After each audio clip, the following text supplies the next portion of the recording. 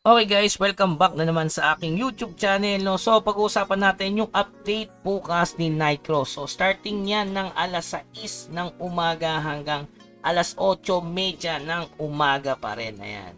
So July 2 yan mga boss. Ano ba yung in-game updates nila? So ayan, check-in event lang naman at mission completion event. Yung pangalawa is yung new season passes. Pero ito wala pang details regarding dito.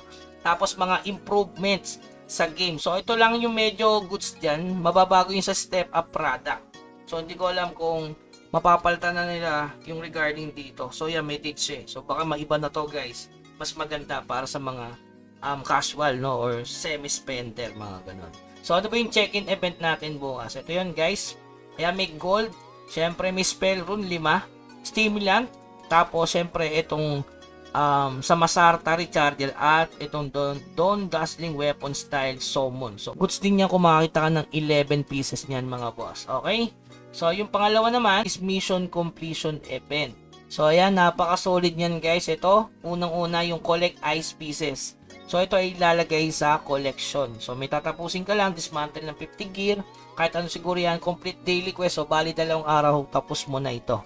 Okay? So, makakapag-collection ka ng matagal-tagal hanggang July 16. So, yung pangalawa naman, ito, syempre may gold chest, 7, source of growth, ayan, 8 din, tapos kwentang moonstone.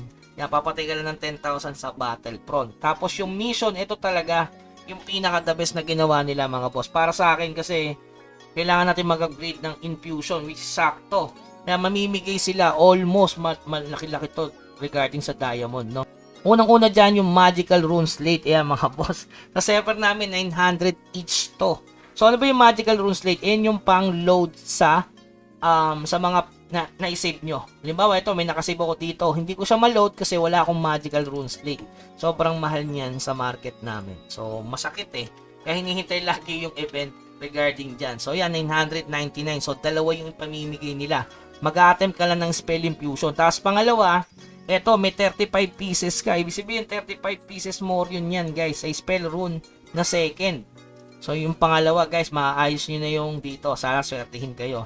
Yung pangatlo, ito yung pinaka-solid. 15 plus 10 dito. So, bali 25 pieces yan, guys. 25 times 7, nasa 175. Tapos, ano, diba, 35. Bali 210 more yun.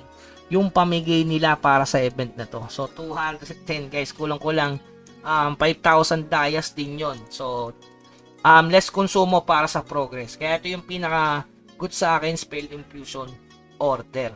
Okay? So, yun lang yung update nila regarding sa 2 new season passes, wala pa. So, may mga nagtatanong dyan regarding ano ba yung mga remaining event ni Nitro? Ano ba yung magwawakas na? Bukas mawawala na tong Sancona Ruins guys, hanggang July 2nd yan. Tapos yung regarding naman dun sa Battlefront, ayan, hanggang July 2nd na lang din siya. Hanggang bukas na lang mga boss. Di ko nga na kompleto to guys, wala akong ipon masyado niyan mga boss. Ayun no, 124 lang. Tapos hanggang bukas na lang din etong Riverside.